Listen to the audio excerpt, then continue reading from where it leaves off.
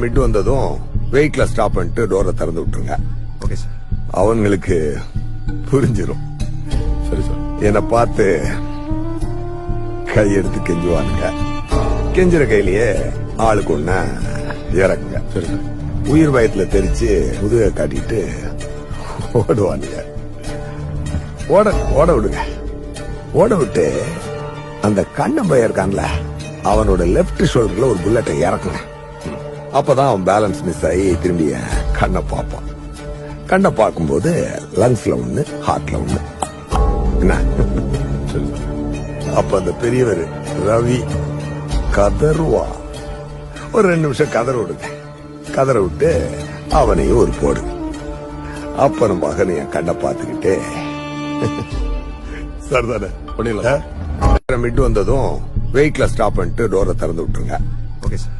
அவங்களுக்கு